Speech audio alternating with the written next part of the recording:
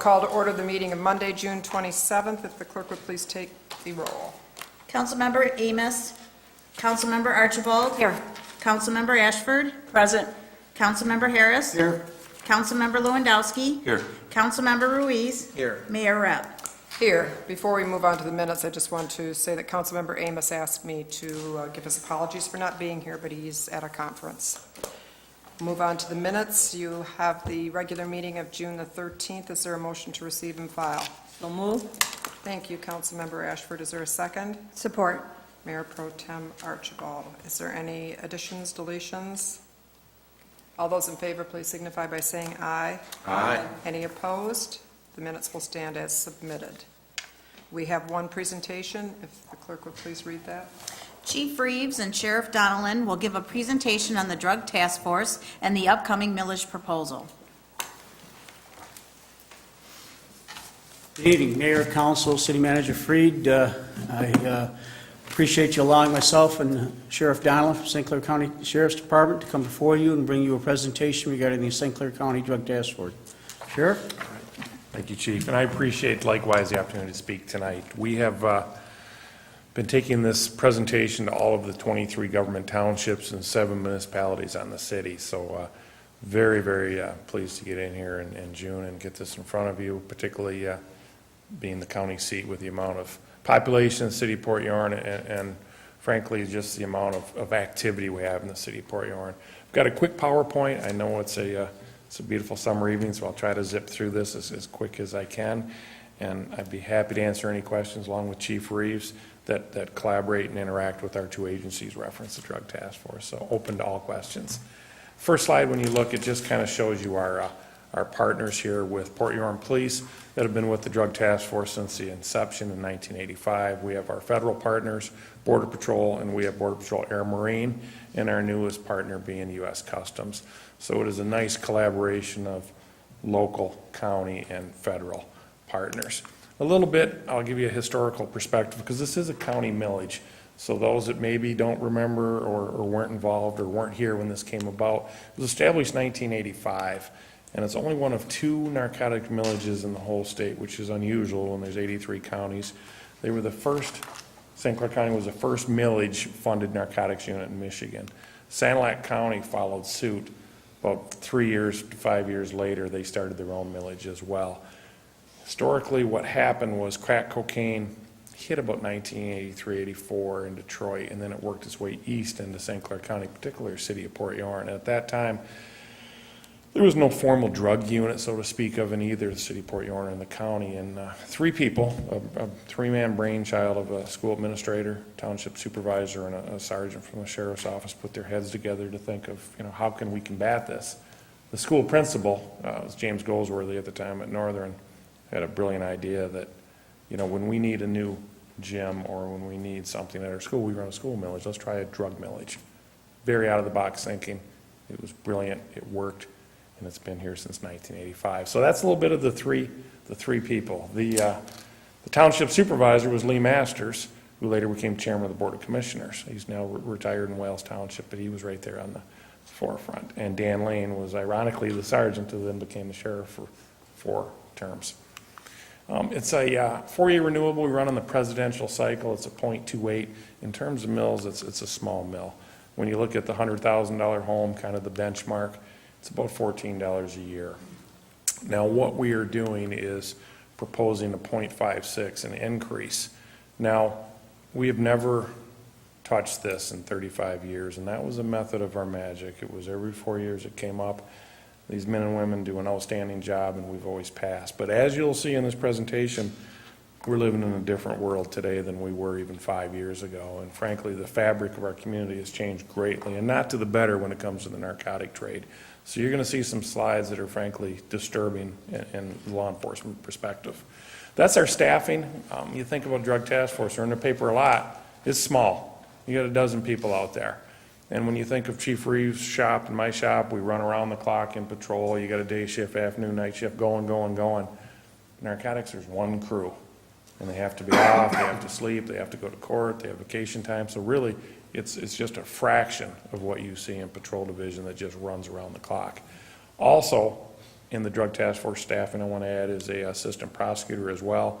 That is a full-time prosecutor position that's funded through the millage because they do lateral prosecution. So we call them our mini drug czar that is assigned to the Drug Task Force that handles all of our drug cases, so it flows through the system. And our prosecutor, Mike Wendling, was the Drug Task Force prosecutor for many years prior to becoming our prosecutor. Show you some of our graphs here in our misdemeanor felony charges. You can see for a dozen people there are 300-plus felonies, and it is increased every year. Our search warrant traffic stops, we combine them together statistically, and we do that because many, many times you're watching a drug house, you have the people under surveillance, you may have a valid warrant getting ready to serve it, and you're going to wait at times for the individual to leave in their car because it's much, much safer to stop them in their car, arrest them in their car, go back and serve the warrant in the house. Or in other times, we stop the car and then find enough narcotics, whatever it is in that car, that takes us back to the house. So the correlation between search warrant and traffic stops are basically one and the same. We've been very consistent. We had a bit of a spike in 14 on a lot of different fronts, but it's been consistent with excess of over 100 warrants. And you think about that with the amount of time these guys put in, that's a lot of activity in a year. Weapons confiscated as well. You're looking around 60 of them with 100 search warrants. It's basically 6 out of every 10 drug raids are coming across weapons. 14 threw our stats off because we had a cache of weapons at one particular house, so that kind of messed us up. I will say that the vast majority we're seeing are semi-auto handguns and some stolen long guns. When you think about the drug problems in our community, there's a lot of these associated crimes where you see these home invasions and breaking and entering throughout St. Clair County, particularly the rural west and south of our county. And these are people breaking into your house because they're addicted to drugs. They're stealing your electronics, your cash, and your firearms. Then we find the firearms in the drug raids. Almost never do we come across legally registered guns in a drug house. That's just one of the many sidebar issues with the narcotics.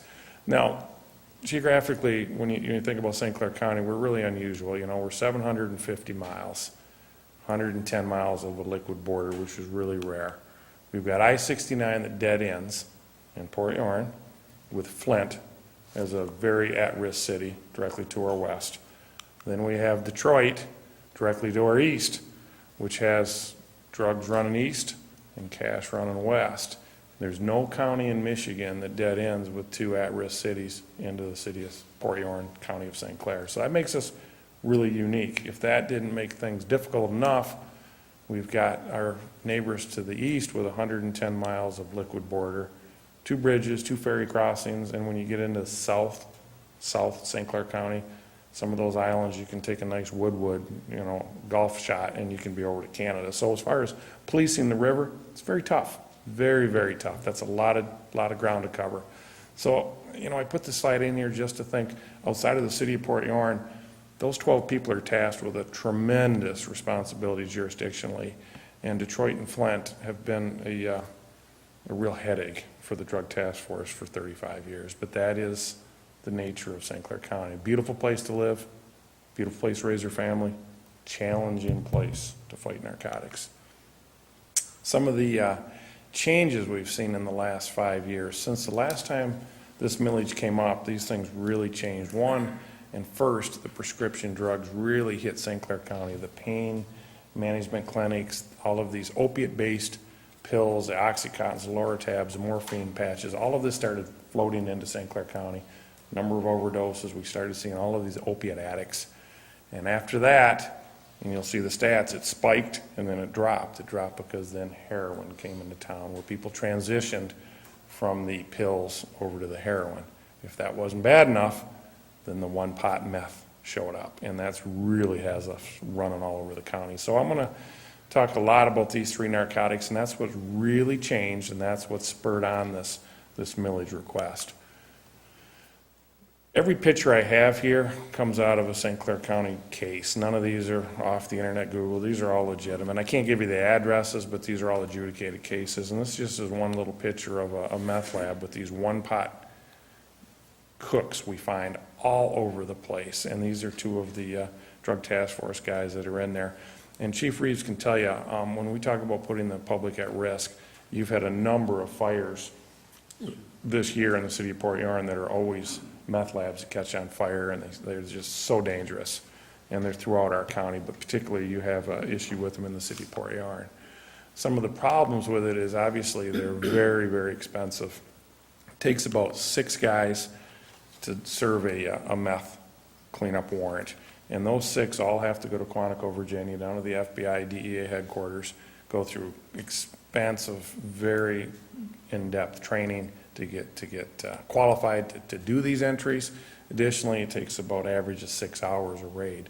So you think about our budget and our man hours, when you're on that takes care of your night. If you have 6 of your employees for 6 hours around a meth lab, you're not going to get much else done.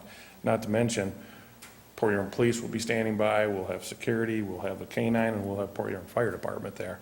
So it's a huge burden on us economically and manpower-wise, because with one platoon, it shuts you down for the night. Many times, the sheriff's DTF team and the PHPD team are out doing meth lab mitigations at the same time, and believe it or not, the calls are stacked up to go to another location. And the sheriff has the entire county to respond to, plus the city of Port Huron. And both these teams have been granted some vehicles, trailers and stuff to contain this. But the problem is so severe, though, that with the amount of manpower that we can put towards this, it's very difficult. And I know we've worked with our planning director on taking these homes and boarding them up and getting them professionally cleaned or demolished. But the reality is that these spring up now like dandelions, and it's difficult to, you're busy cleaning up one and putting out one, and then there's another one in another area, or he's out in the parks with one. So they're that quickly do they move on. And the problem is they're so darn deadly. You know, they set fires, they have biohazard. I mean, meth will kill your neighbors, or heroin will kill the drug user. So they're both equally deadly. They're just different types of problems. And each one of these is a one-pot cook method. And Port Huron Police, particularly NET Team and Drug Task Force, consistently, seamlessly work and interchange personnel because they have people as well trained for the meth cleanup, because there's not enough of us, and that's one of the reasons we need more staff. We need boots on the street. When you look at our methamphetamine, you know, and you look at these are just the labs, and they have just went up and up and up. Now, I can tell you, I spent 10 years in the Drug Task Force, and I left there in October of '05 as a lieutenant. We had no meth labs. We had no heroin, very few pills, crack. And I thought I was busy then. What I didn't know then, you know, like I know now, these meth labs keep going up and up and up. And I can tell you probably the most frightening thing we were told is 2015, Michigan was the fastest growing meth lab state in the country. We were third 2 years ago behind Illinois and Tennessee. Michigan's number 1. So it's statewide. We had some police officials here today from different jurisdictions in Macomb County. They are not seeing meth labs or meth. Very rarely are they seeing meth. It's really a St. Clair County-based, I won't call it a phenomenon, but the base of it in Michigan is really growing out of St. Clair County, where it just hasn't made its way towards metropolitan Detroit yet. It's kind of funny. I don't understand that process yet, but it really seems to be located within the county here at this point. You can go on a DEA website and look at hot spots in the state of Michigan, and we've got a mix of rural and city together. So you have both, and that's spurred some of the problems. We'll find them in all of the lower-end motels in the townships. We'll find them on the trail that you'll see in the paper. We find them in boats, in campers, in backpacks. Everywhere and anywhere you think you can find them is where they're popping up, and it's just eats up your manpower and your budget in a quick hurry. Now, if you look at our amount of seizures, and this is in addition to the cleanup, this is just the seizures through the chart. I mean, these are astronomical numbers that we have never seen the likes of. And I got to tell you, it's here to stay unless we can get this eradicated, because it's easy to make and it's extremely, extremely addictive. Our prescription drug abuse, again, this is one of our raids here with them nice and neat, all these different pills. These started showing up prior to the heroin. And a lot of folks, and I had lots of informants, and there's 500 people in jail. Good many of them are there because of substance abuse issues, and so many people start off with a bad back on a prescription. They can't get their pill. They're in an opiate withdrawal. They'll move on to heroin, never thinking they would in their life, and they become full-blown heroin addicts. And it started with these pills. And it's much, much cheaper and easier to get heroin than it is to get pills. It's everywhere, it's easy to get, it's cheaper, and it stops your withdrawal. So they transition right over from the pills to the heroin. Now, you look at our stats here on our prescription pills, they started arriving about 2010 and went up and up and up. Then she dropped. And you know why she dropped? It's when heroin came to town. So they transitioned. So you got to look at your stats and start thinking, okay, why did this go down? It's not because we were getting rid of it, it's because people's choice. They went over to a more lucrative, easier to find, easier to purchase narcotic. So you'll see as this goes along here. Our heroin then arrived, and I've got some very frightening slides I'll show you about our overdoses, but very much tied to opiate-based prescription drug abuse. No doubt about it. We've got hundreds of people in our jail that are through treatment that'll stand right here next to me and tell you, yep, that's exactly how I got in heroin. And there's no demographic to this. I mean, I have 17-year-old girls and 50-year-old men. I mean, there's no rhyme or reason whether you're from Birchville or Algonac or City of Port Huron or the village of Emmett. No rhyme or reason to it. It's just hitting across the board in our county. And we track townships where people are from when we arrest them and their ages and everything else. And it's all over the place. It's extremely frightening right now. Now you look at our heroin stats as well, through the roof. Combine that with our meth, and then we had those pills. That's a sobering graph when you look at the amount of heroin we're finding. And these are the ones we catch. You know, there's a little saying, you know, we don't catch the smart ones. These are the ones we're catching. And when we're not chasing heroin, you have the meth. And you imagine how big that would be if we didn't have meth. That graph would be 3 times the height. And we're unfortunately not finished. Crack cocaine, you know, that started up here in the 80s. That was all we chased around for decades. One would think that the crack cocaine would maybe dissipate, but unfortunately, we've seized more crack last year than we had in the last few years before. So everything is on the rise. You know, you look at our amount of seizures of crack, that's when they're battling meth lab cleanup, and then the seizure of meth, and then the heroin. So right now, you know, we have really the big 3 running hard in the city of Port Huron and St. Clair County, and that is your crack that's not left by any means, when you look at those numbers, our meth and then our heroin. So it is changing our community, changing the fabric. And again, you know, if we had the perfect answer on how to eradicate this, we'd be rich going on the circuit, telling everybody what to do. But that one is fairly depressing to me, because I spent most of my career chasing around crack dealers, and I would like to have thought that went down. And that is with a dozen employees that are running in multiple directions with multiple problems. Marijuana as well, you know, you'll look at our stats on that. There's a lot of changing litigation that's going on. It's really not on our priority list because we have these deadly meth labs and the heroin overdoses. But with that said, it eats up a lot of your time, because there's checks that you have to do on compliance checks on clinics and all of these different things that come along with the legislation. So it is still there, and it still eats up a little bit of our time. You'll see on our stats they're extremely low, and they're low because when you're chasing after meth labs and heroin and crack houses, every day these 12 guys are sitting around at roll call saying, well, we could raid this one or we could raid that one, and you have to look at the priorities, so it gets pushed down. It's there, but it's not at the top of our list. But there are compliance checks we do when we work with a lot of different associations trying to keep it in check. And when we do have cases that are blatantly pushing us into a corner, obviously we're going to take action. But every day that we're doing that, we're not chasing down a meth lab. So it's a real balancing act you have to have in the drug task force. This is the part where we start talking about all of the deaths that we're seeing, and Chief Reeves can tell you with the fire department running on these and tri-hospital EMS, it's amazing the amount of problems we see. Now I'm going to talk a little bit about Narcan, and that is the remedy they give you for the overdose on opiates.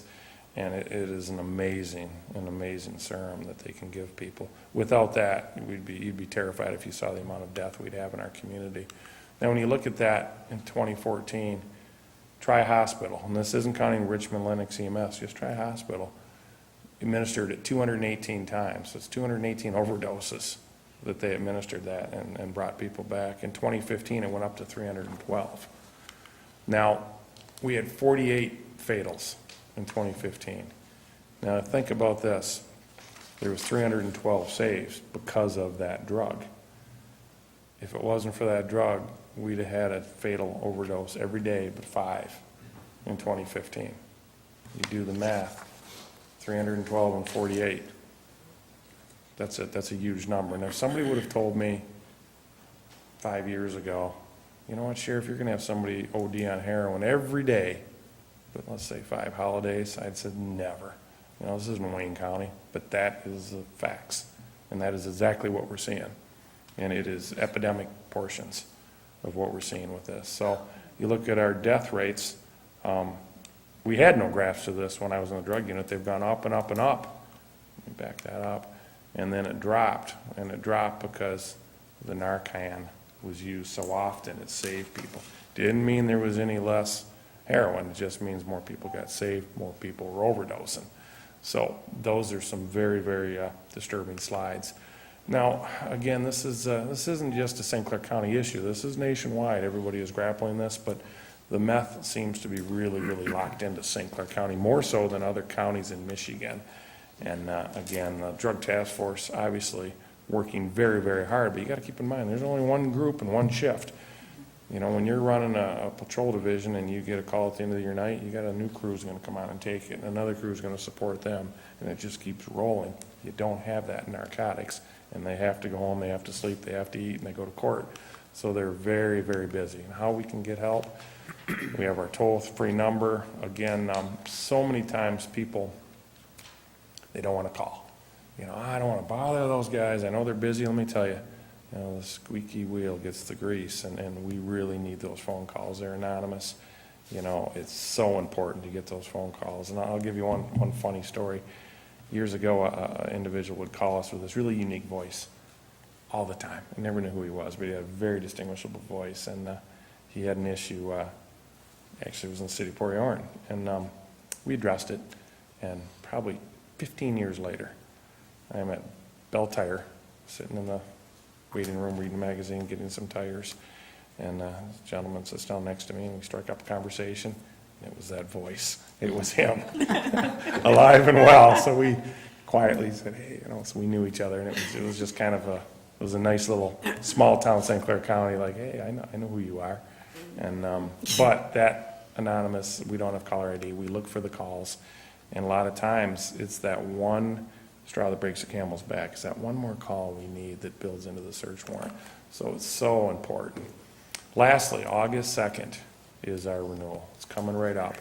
We're asking it at a .56. Again, when you look at terms of millages, that's not a big mill. You know, before we were at, you know, the smaller millage here. When you look at what that is, the .56 versus the .27, $100,000 house, $28 a year. It's 8 cents a day. A lot of times you'll see the commercials about impoverished nations, third world country, we can feed a child for $1. We can feed the Drug Task Force for 8 cents a day. So that is important. A couple things to keep in mind. Obviously, things have changed. They've changed for the worse, and that's why I'm standing in front of you tonight. Largest amount of meth labs in the country were in Michigan last year, in the country. We had an overdose almost every day last year in St. Clair County, and it's 8 cents a day. So please, August 2nd, we are looking for support countywide. If I could just add just a couple things. We recently talked about the crime statistics in Port Huron, and you've enjoyed a nice decline in crime. You've done a great job, and especially in violent crime. But I want to remind you that I told you that the vast majority of our criminal incidents, and as the sheriff spoke to, home invasions, street robberies, and that are all tied to illicit narcotics. And as the neighborhoods go, the city goes. And I think that everybody here in council has heard horror stories from different people in regard to some of the activities that occur in our neighborhoods and in amongst the things. And Port Huron is the center of the county. We're the county seat. The sheriff has an awful lot invested within the city of Port Huron and the surrounding townships. And I think we're at a critical point now that we have to make a stepped-up effort to to get this under control, because that's not what you want to be known for. We're making so many different strides in so many different areas, and we're working really hard in our neighborhoods in that. But until we can get this piece under control and we can eradicate that or drive it out, we're not going to see much promise or change in other areas. So I'd ask for your support for this millage going forward. We've spoke with other townships and cities about, in their next meeting, putting on an agenda, a resolution for support. We'd like to be able to, when it comes close to the election, publicly advertise and say that, we are supported by, Marysville, Port Huron, Yale, K-Pac, Fort Gratiot, Port Huron Township. So anyone can pick up the paper and say, hey, that's my representatives, that's where I live, and everybody is on board. I can tell you, if this passes, it's not for administrative staff, it's not for cars, it's for boots on the street. We have to have bodies, not in brown uniforms, drug officers. We need boots on the street. We need the labor force. We need the men and women that are going to go out there, work the afternoons and nights, serve these search warrants, clean up these meth labs, find this heroin. So it's boots on the street, and that's what we're looking for. That millage increase will generate about $1.5 million. So that's what it would do per year on a countywide. If this passes, we're planning on increasing the resources onto the drug task force. We feel it's that important for us, especially in the city, to make a stand and try to rededicate our efforts with the NET team and also the DTF. They work seamlessly together, and it's a real viable project there. And if we get some extra boots on the street, we can get this thing turned around. Absolutely. We've had, like I said, a Port Huron officer since inception. We're going to add another one with this passes, because obviously there's a large amount of work is within the city there, as well as some of the southern agencies as well, to try to get a really a county-wide approach, south, central, west, everywhere we can get our hooks in. So be happy to answer any questions you have. Do you know how many extra people that would get you? It's going to depend on, there's a Headley rollback. It'll depend a little bit on what Greg Hill from Equalization tells me. Also, with that, we'll have to fund additions to the prosecutor's office. Now, I don't know whether Prosecutor Winland will want a full-time prosecutor or maybe half a position.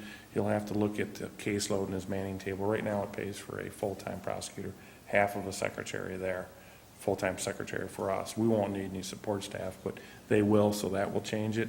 Half a dozen, probably, at least, would be our best guess, maybe more. Depends on how the numbers look. And we haven't put together the exact number, because we really don't know. We'll wait and see. And I've talked with Kerry Heptine and Greg Hill, getting some ideas. Because when we started rolling out this idea, adding one or two people isn't going to change anything. What it's going to change is, instead of getting off at 4 a.m., we're going to get off at 2 a.m. because we'll have a little more help. When a guy's sick, I'll have another one. When someone's in court, I'll have another. We had to make this big enough so we could frankly run two teams at once. I talk about having one team. I have to increase this so we can be in Yale and Port Huron. The next day we can be in Brockway and Cotterville. The next day we can be in Columbus and over in Casco. Because every time we're in one spot, there's 10 things to do somewhere else. We have to divide this up and run two teams, boots on the street. So that is my goal, is to split it into two functioning teams with patrolmen and deputies and our federal partners, which I can tell you have been a godsend, because the federal agents are covered through the federal government. So that has really been a shot in the arm. After the 9/11 and things changed on a federal level, we were able to get staff in here, and that's really helped our staffing tremendously, because that's new. Yes, Councilmember I guess Lewandowski. this one's more for Chief Reeves. When we provide an officer to the Drug Task Force, we don't lose anybody inside the city. We replace them, right? No, we replace them. Okay. Any other questions?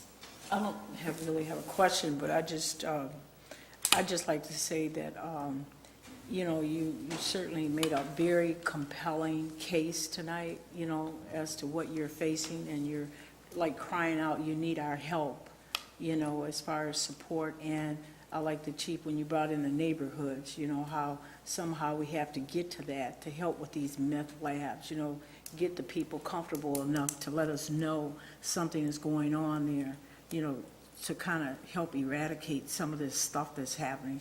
Because, I don't think that's what we want our city noted for, and it's a scary situation. Well, and it's very real. It is, and, you think about, meth and heroin are two different types of evil. Right. One will burn down a block, and it turns people into basically zombies. They don't die, but they're pretty darn close, and they walk around and steal everything they can. The other will just flat out kill you. 360 overdoses last year. I mean, that's not what we want to be known for. And I can tell you, we are crying out for help, and we struggled with this because, we've had 35 years of smooth sailing, and nobody likes to pay taxes, me included, and I understand that. Right. But I also know that we can't wait 4 more years. Not with what I'm seeing every day. It's just we have to do something, and this is the time to do it. We did a lot of soul searching, spoke with a lot of people about, should we roll the dice and reach out? And the overall, overwhelming consensus was you better do it and better do it now because this is getting away from you. It has gotten away from us. I'm glad you rolled the dice, you got a 7. Oh, that's a good start. Councilmember Harris? I guess I got just one question, and I know you have to be humane with things, but when I see with the success with Narcan, and with success comes the spoils too, how many people go back into the drug? Well, I can tell you, people do struggle with that, but I can tell you what. I look at it like this. We're in the life-saving business. That's what we do, whether we're a firefighter, an EMS provider, or law enforcement. We're in the life-saving business first and foremost. Secondly, nobody knows when that epiphany comes and when somebody changes. I know many people that have been through rehabs and 12-step, and they failed, and they failed, and they failed, and then something clicks. Now, whether that's getting the shot of Narcan or whether that's going through Sacred Heart, I don't know. If I knew when that tipping point was, I would write a book and I would be retired, but I don't. But what I can tell you is that, heaven forbid if one of my children were on heroin, I'd have Narcan in my house. So if I found them, we could save them. So, does it bring back people over and over again? Yeah, unfortunately. Does it give people a safety net? I'm sure it does, but I really don't think heroin addicts plan on overdosing. They've got different motives driving them, and I think that their life is not their own, frankly.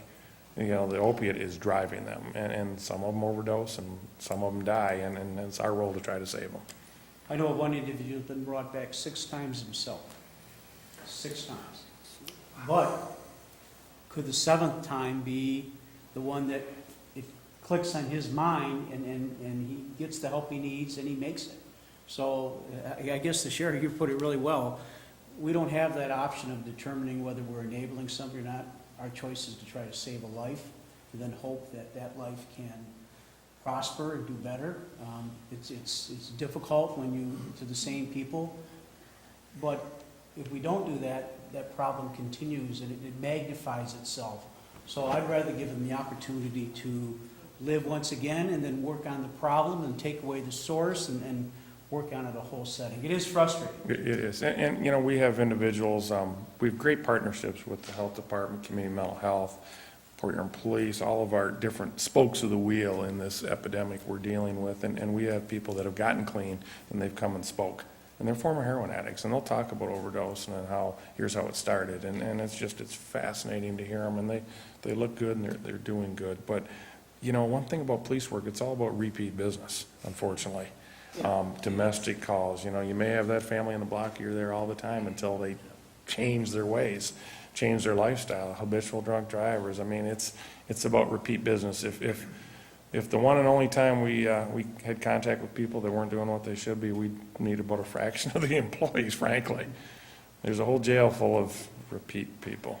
Very, very few of those 491 beds are by people that one time got outside of the lines.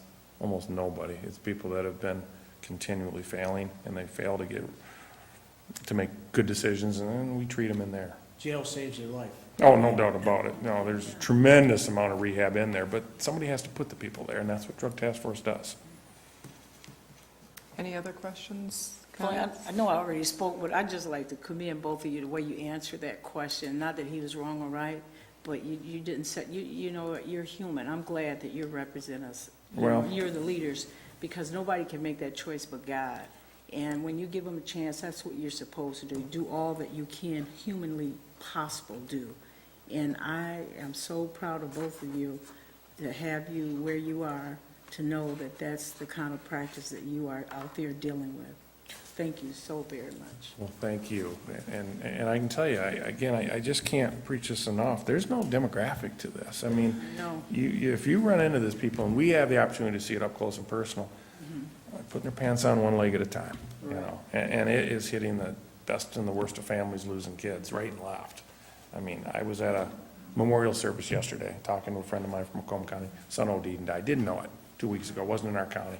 You know, I mean, great guy, great family. You know, it's all over, and, you know, if we can do something, then we darn well ought to. Thank you so much. Well, thank you for giving the presentation, because it's certainly It's sobering. Sobering, Yeah, no yes. doubt about it. I wish I had all smiles, but if I did, I wouldn't have to come here tonight, you know, so. And maybe the city manager, if you could put on a resolution for our next agenda so that we could vote on it, please. Thank you. We'll move on to public hearings. Number 1, if the clerk would read it, please. Number 1 is to hear comments on the continuation of the Downtown Special Assessment District for the ongoing maintenance of the Huron Avenue Streetscape project. Following the hearing, council will consider adoption of a resolution to continue the Special Assessment District. Is there anyone in the audience who wishes to address the council this evening on public hearing number 1 on the maintenance of Huron Avenue streetscape?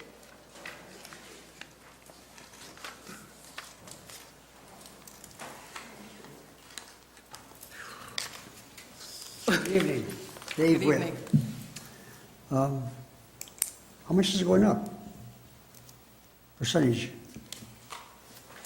It is staying the same. Pardon me? There is no increase. I'm sorry. There is no increase. It's the same as last year? That was simple. That's a good answer. I can't argue against that. Maybe you ought to move on to your next issue. Thank you. Thank you. Is there anyone else in the audience who wishes to address this public hearing? Seeing no one, I'll declare the public hearing closed and ask for a motion to adopt continuing the special assessment district. So moved. Mayor Pro Tem Archibald, is there a second? Support. Councilmember Ruiz. Is there discussion? We'll take the vote. Councilmember Archibald. Yes. Councilmember Ashford. Yes. Councilmember Harris. Yes. Councilmember Lewandowski. Yes. Councilmember Ruiz. Mayor Rep. Yes. Item 2 under public hearing. Is to hear comments on the continuation of the Downtown Special Assessment District for the ongoing maintenance of the Military Streetscape project. Following the hearing, council will consider adoption of a resolution to continue the Special Assessment District. Is there, I was going to say, is there a motion? I guess I didn't open it up yet. Is there anyone in the audience who wishes to address the council on public hearing number 2 relative to the Military Streetscape project? Seeing no one, I'll declare public hearing number 2 closed and ask for a motion. So moved. Councilmember Ashford, is there a second? Support. Mayor Pro Tem Archibald, is there any discussion? Rep, Yes, Councilmember Lewandowski. guess this so we don't confuse them, it could possibly go up if his property value went up, couldn't it? It's based on an assessment, correct? Yes. Just so he does come back next year, say I paid this much, and then this year if his property value went up a little bit. So it could possibly go up. Footage. Yeah. Footage. Square footage, so no. Yeah, so there is no increase. In the footage, Yeah. like property taxes, probably. Yeah.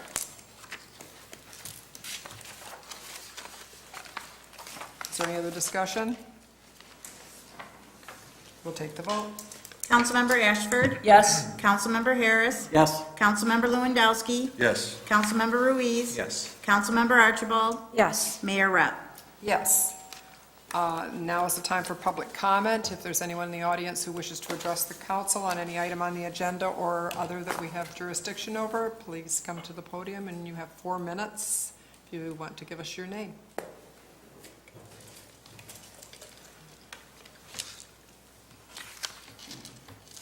Hi, Good evening.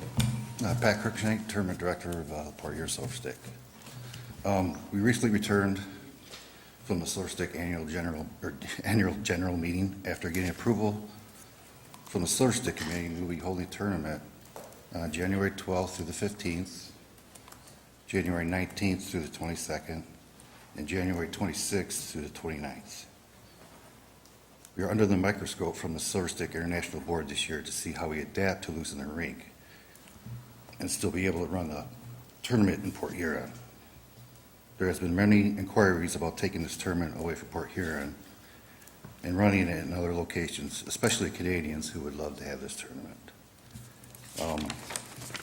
So what we need is all the support we can get. We need to make money for the Port Huron Minor Hockey. If we don't, it's possible that we could lose the tournament.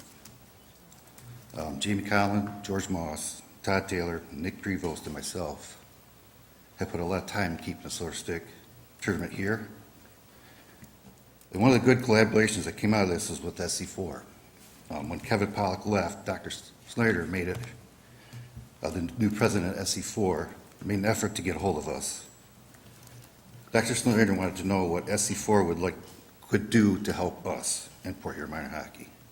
After a couple of meetings with Dr. Snyder and Vice President P. Lacey, they are letting us use their offices, their Wi-Fi, their copy machines, the scanners, fax machines, their parking lot, one of their phone numbers, and the use of their gym so teams can come in there and work out, and warm up, and stretch before their games.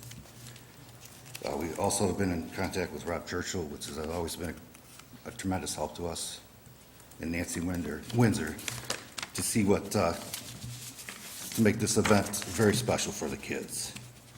So yes, we'll be bringing almost 7,000 people to Port Huron in January from all of the United States and Ontario to spend their money in Port Huron. And Port Huron Silver Stick would like to thank everyone that continues to support us. Thank you. Thank you. Thank you for bringing that information forth. Thank you. Is there anyone else in the audience who wishes to address the City Council this evening? Seeing no one else, declare public comment closed. We'll move on to the consent agenda. Is there a motion? So moved. Mayor Pro Tem Archibald, is there a second? Support. Councilmember Ashford.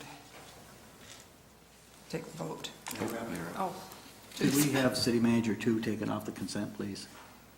2 is not, oh yeah, okay, I see. I was going to say number 3. 3 of the resolutions, Yep. 2 and 3, is it? okay. Then we only have one item that is on there, so we'll take the vote on that one. Councilmember Harris? Yes. Councilmember Lewandowski? Yes. Councilmember Ruiz? Yes.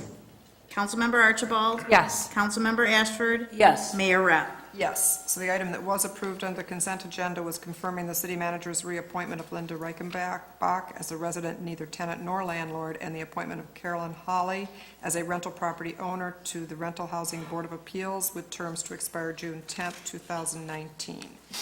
And we will move on then, back up to from the city manager, number 1.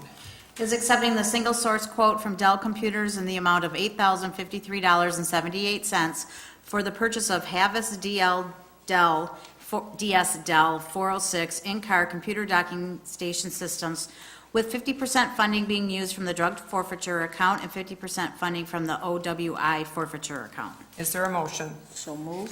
Councilmember Ashford, is there a second? Support. Mayor Pro Tem Archibald, is there discussion? No, it's always, Mayor Rep, it's always nice to see we got a little help there from the drug task force there, so just wanted to point that out.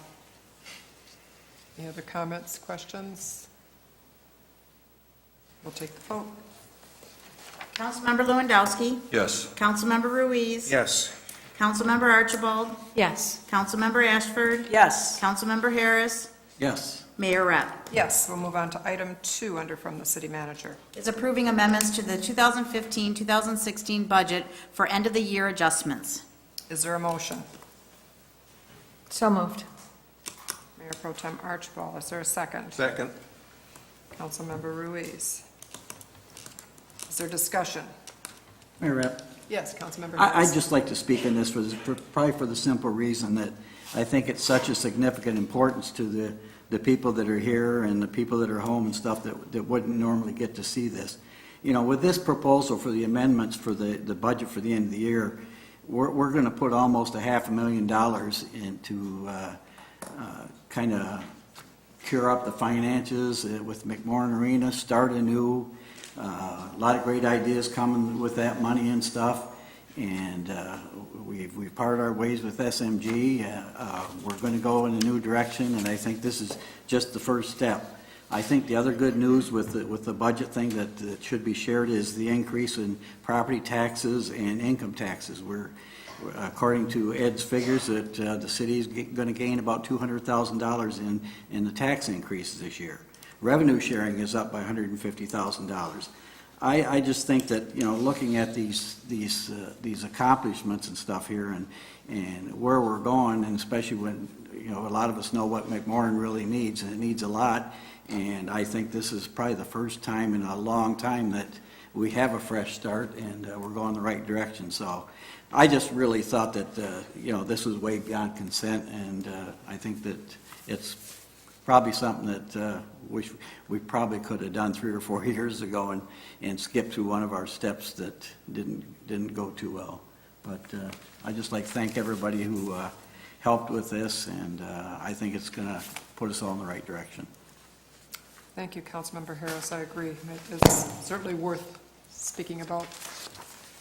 Does anyone else have any comments? We will take the vote.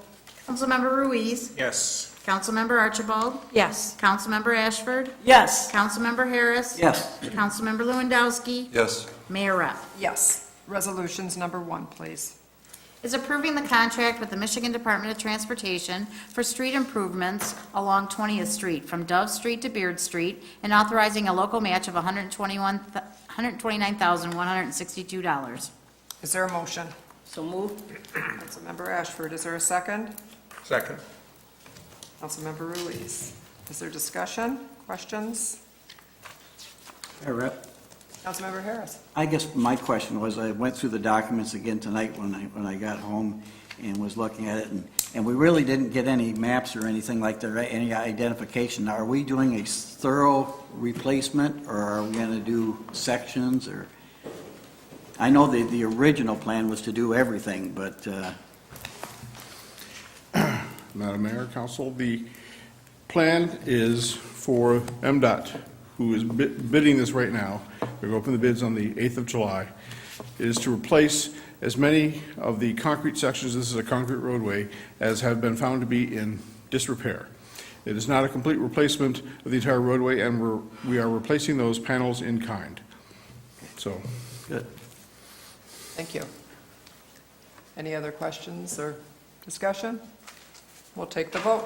Councilmember Archibald. Yes. Councilmember Ashford. Yes. Councilmember Harris. Yes. Councilmember Lewandowski. Yes. Councilmember Ruiz. Yes. Mayor Rupp. Yes. Item 2 under resolutions, please. Is authorizing the removal of the traffic control signal at the intersection of Stone Street and Elmwood Street.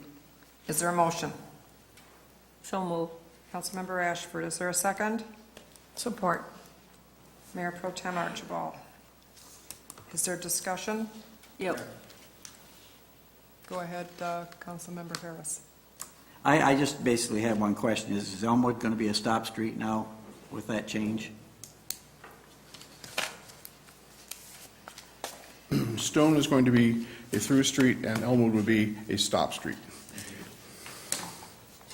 I think Councilmember Ashford has a question. What precipitated the change? What was the reason that? This particular intersection was signalized back in the 90s by MDOT when they were building the plaza and the Blue Water Bridge. It was a signal that was moved from another location and placed here. I believe that historically we've always had a question on whether or not this particular signal has been called for. And I personally have received many questions, and my department has received questions on it for many years. At the request of the Traffic Study Committee earlier this year, the engineering department completed a traffic assessment of that particular light and compared it to the warrants, the 11 warrants that are required for a traffic signal and found that it didn't meet any of the warrants, and therefore our recommendation is to this council that we remove this light, Okay. because it doesn't meet any warrants. Oh, okay, so it probably helped with that flow of traffic, too? It doesn't have sufficient traffic to justify the warrants. And our plan is to make Stone Street the through street and put 2 stop signs, make it a 2-way stop. Oh, okay. That make me don't have to stop there. Okay, thank you so much. Thank you. Thank you, Mayor Rapp. Madam Mayor, if I could real quick. Oh, yes, Mr. That light is kind of one where I fielded a bunch of questions in my office as well on it. I have personally gone to that light about 8 o'clock at night, and no one's around, and I have watched car after car just stop, get sick of waiting, and go through it because it's so unwarranted, so I've experienced it firsthand. Thank you. We will take the vote. Councilmember Ashford? Yes. Councilmember Harris? Yes. Councilmember Lewandowski? Yes. Councilmember Ruiz? Yes. Councilmember Archibald? Yes. Mayor Rupp. Yes. Item 3. Is approving the purchase of 2 vacant lot tax foreclosed properties from the St. Clair County Treasurer in the total amount of $2,533.30, along with all associated transferring costs, for the public purpose of abating a nuisance, and they may be part of a future redevelopment project for job creation. Is there a motion? So moved. Mayor Pro Tem Archibald, is there a second? Support. Councilmember Ashford. Is there questions, discussion? Mayor Rapp, Yes, Councilmember I'm Lewandowski. just curious if these are the only 2 foreclosed properties that we're buying this year, or if this is the 2 that are up here at this time?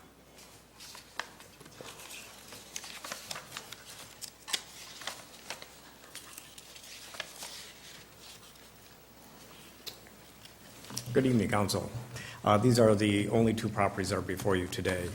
In the past, we have picked up other tax foreclosure properties. Right now, we're going through a process of looking at and evaluating 8 others as well. All right, thank you.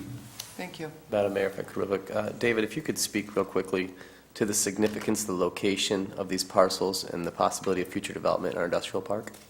These properties are zoned industrial. We also own the properties adjacent to these sites. In the past, what has happened when we've had vacant lots go up for tax foreclosure, we'll end up with others from outside of the area buying these lots at a low cost. And then what ends up happening, they end up becoming a nuisance, and we end up having to take care of the property, mow the grass, and maintain them. This is an opportunity for us to actually look at a larger assemblage for down the road. If there's an opportunity for a building at 10 to 15,000 square feet, this would be an ideal location. But until then, we have control of it, and we know that a nuisance won't be created by the transfer of the property. Thank you. Yes, one more question for, Yes. does the county treasurer require us to purchase all their properties that they foreclose on in Port Huron, or we can pick and choose which ones we want? Correct. We can evaluate which sites. Thank you. Thank you. I think that's it. If there's another discussion, we'll take the vote. Councilmember Harris? Yes. Councilmember Lewandowski? Yes. Councilmember Ruiz? Yes. Councilmember Archibald? Yes. Councilmember Ashford? Yes. Mayor Rupp. Yes, that concludes the regular part of our agenda. A couple of announcements. City offices will be closed on July the 4th in observance of Independence Day. Yard of the Year nominations for the Beautification Commission's annual contest can be submitted to the city clerk's office by July the 15th.